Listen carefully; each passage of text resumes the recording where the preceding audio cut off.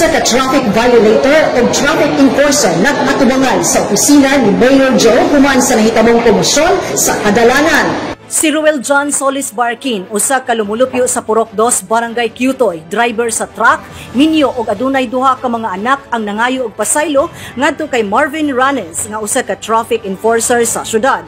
Sa iyang nabuhat nga pagbukod kay Ranes og hinagiban niadtong Agosto 7, 2024 sa bandang alas 9:30 sa buntag sa crossing Ibanez National Highway, Panabo City. Pumangat ko pasaylo sa labi sa mga taga TMU o sa LGU Panabo, pasensya kayo.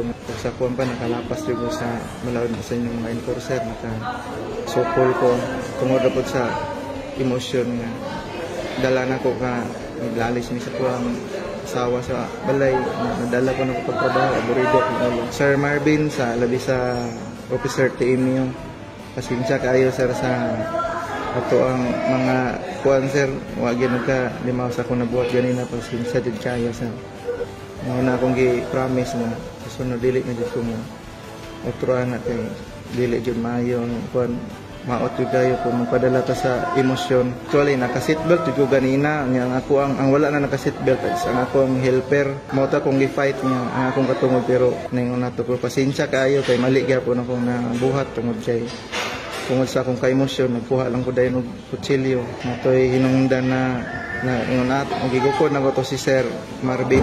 Atol sa maong panaghusay sa opisina ni City Mayor Jose E. Relampagos, anaa si Executive Assistant 3 Joanne Relampagos Kapuyan o Executive Secretary 4 Josie Mary Relampagos nga mao'y nahimong tigbansay sa matag kampo. Anaa usab ang mga investigador sa kapulisan nga sila Police Corporal Kenny Cyril Cutos o Patrolman Sixto Padilla III alang sa pagpaminaw sa matag panig. Apil na si Traffic Management Unit Head Alvin Ibanez. Nahimong emosyonal ang panagtagpo sa traffic enforcer o traffic violator. Human kini minghilak og nangayo og pasaylo nga matud pa nahimo lamang niya ang maong paggukod og hinagiban og pag-ikyas sa balaod trapiko tungod pag-uhay lang sila adunay problema sa panimalay. Apan giklaro sa Land Transportation Office nga bisan pa man adunay pag-areglo sa panghitabo tali sa duha ka kampo, nagpabilin nga lig-on ang balaod trapiko. So both man na ibaluan namo na nagkaroon og settlement between the enforcer and the driver dadto sa atong local executive. Apan there is LTO nagyapon siya atumangon ng mga fines and penalties o possible mga additional charges.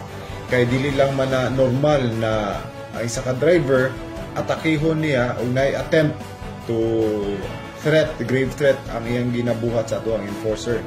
So ang nahitabo sa pagkakaroon na nasa mo ang tanang dokumento, labi na ang police blotter o katong mga incident report sa enforcer, amuha siyang gipadalhan og show cause order.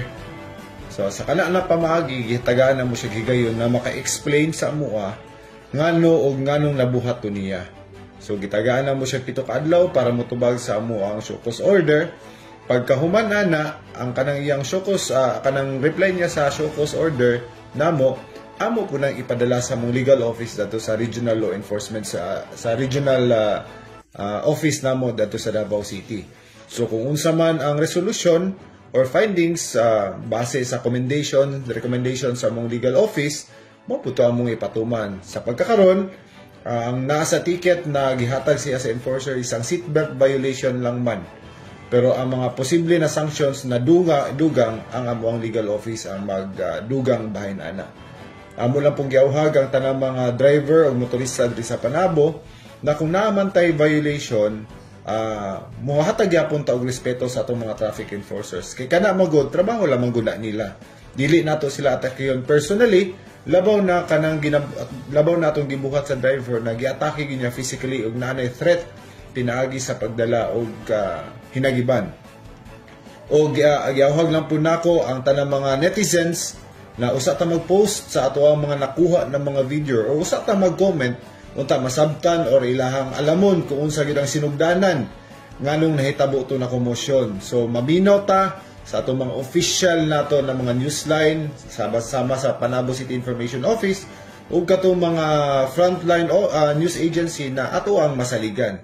Dili ta magsalig kung unsa man lang itong nakuhaan sa video kay wala na itong nakuha ang tibuok istorya nga nahitabo ang katong panghitabo. Sa ulahing ibahin, gidawat ni traffic enforcer ang public apology. Sunod namin sa mong trabaho na ako asyang gipitan kay naa sa running violation kaya pagmaniyo sa iyang unit na truck na itabo to, bukod ko niya o pilyo, kuha sa kutsilyo sa iyang truck, bukod ko niya, isagitan ko sa akong kauban na magbantay, moto na kakabantay kung dagan ko, nagpanay ng duha, maging siya public apology, kaya naubos siya anak ko na 5 kabulan, kung siya pasaylo, o kay LTO, dito din siya masamit gihapon.